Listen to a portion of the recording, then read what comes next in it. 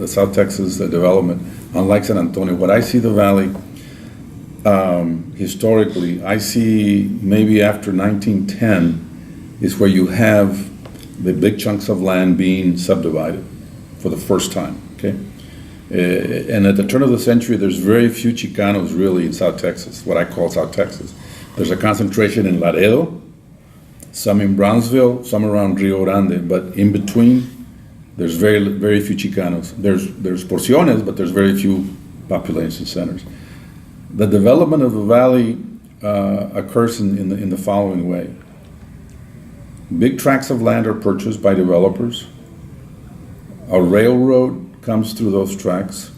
The railroad divides the communities and segregates the communities. And so we start off with a segregated physical land space, right? The Mexican Revolution begins to kick out people from Mexico. And that's where my parents come from. That's where we settle. We settle in those segregated spaces. Public education is a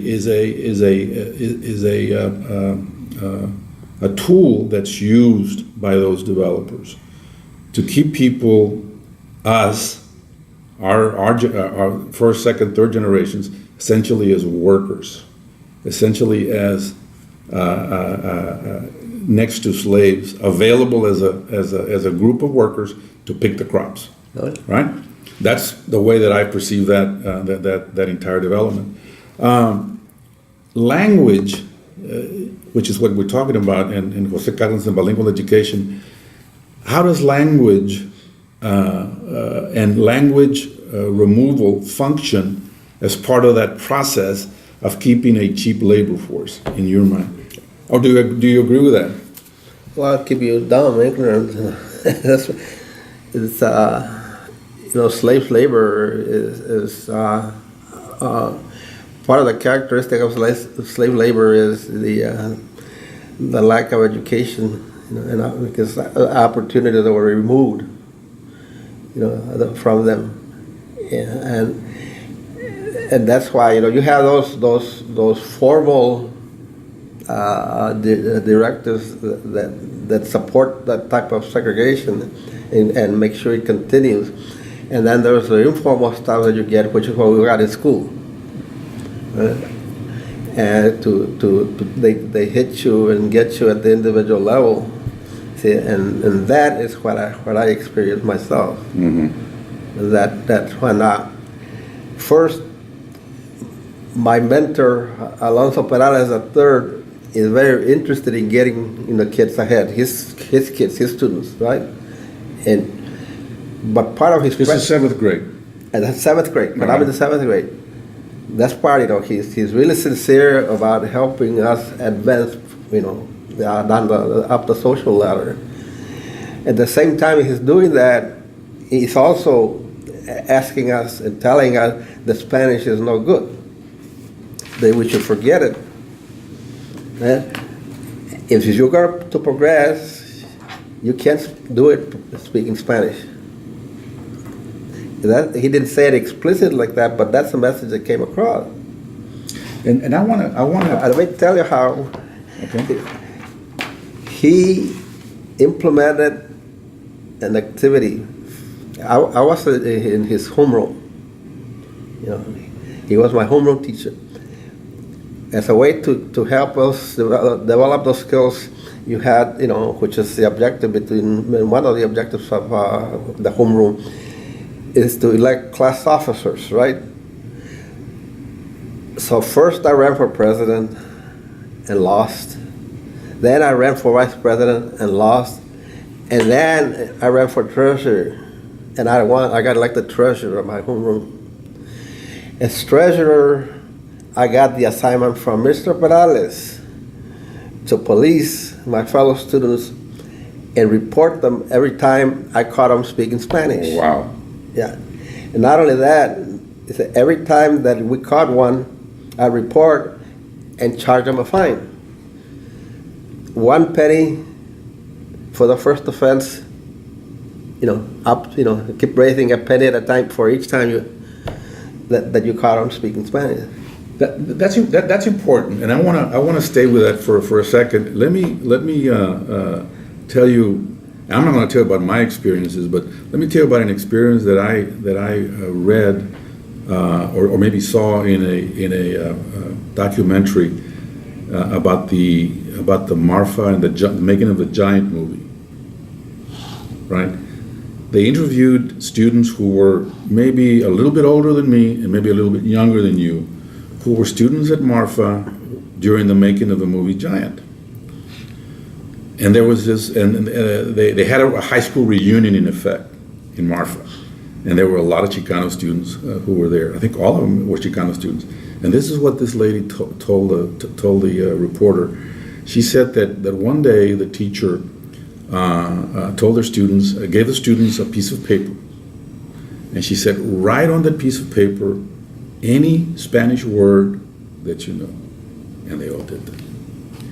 And then she collected all the pieces of paper and she put them in a little chest. Then she whisked them outside, and there was a flag, an American flag. And there was a janitor standing next to the flag, and he had dug a hole.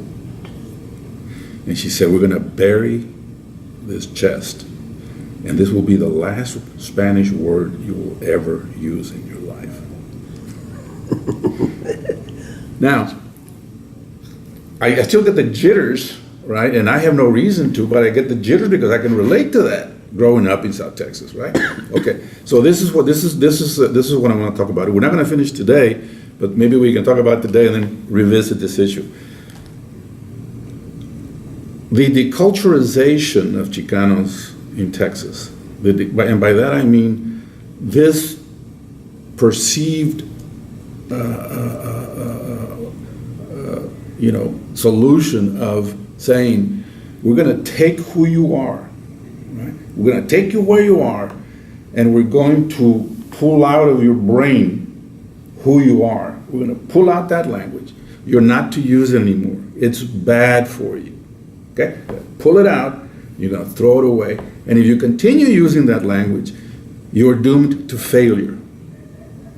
Right? That's right. That's the message. And you are in a segregated space where everyone you know is a field worker or somehow engaged in agriculture. And that's what your future looks like, right? That was the education of the 40s, 50s, and 60s, at least in South Texas, okay? I don't know how much of that is still there. But when you and Mario were organizing, were those things important to you? Did you discuss those things? Were you able to articulate those things and explain those things? Yeah,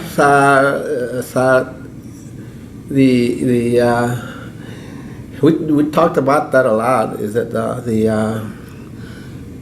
how much that was ingrained as part of the system, is to denigrate everything Mexican. The language, the food, stuff like that. So that was that's one reason we said that our focus should be on education, because all those families in South Texas have, at one point or another, one of their members has experienced it, and they can relate to it, and that's why they want to say, sure, that's right, I went through that. And that's one of the reasons that our plan was so successful overnight, was because that people know. There were other factors involved as to why we were successful, but the experiences that we articulated were common to all, as much as we're all in the working class, and that's where. But what you're saying then, as young people, you're all in your mid-20s. What you're doing, it seems to me, is you're articulating all of a sudden. You are beginning to diagnose a condition. Does that make sense? Yeah, diagnose it, but also the objective was to raise health so we could get people to back us. I understand, but as the doctors who are diagnosing a condition, you have to diagnose yourself first, correct? Yeah. Because earlier when we began this discussion, you told me, I knew as a young person that I could identify with being a worker, a farm worker. Yeah. But I was not a Chicano yet. Is that a process of evolving to a point where identity is important? And if so, why? It probably is a process.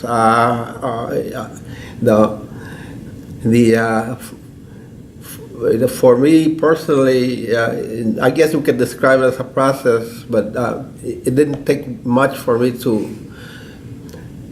make the leap from one stage to the next, because it's what I grew up with.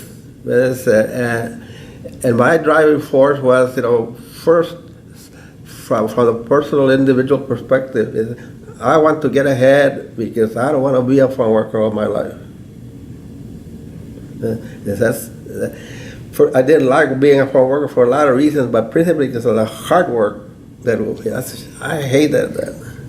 And I said, you didn't like the hot sun and the back-breaking work. Back-breaking and shit, hauling 100 pounds of cotton on your back, a quarter of a mile is not exactly fun. And I used to have that argument with my older brother, because my older brother was one of those famous guys in farm work and cotton pickers, that they were called los mileros. They were good. Oh, a compliment that was paid to those types in a negative way was, no, ese está peor que los burros para trabajar. Sí. And I hated that. And then I used to get in an argument with my older brother, because he was one of those guys, los mileros, and he was always on my case. So my defense was, I said, look, tú trabajas como los burros, I work with my head. Mario, this is an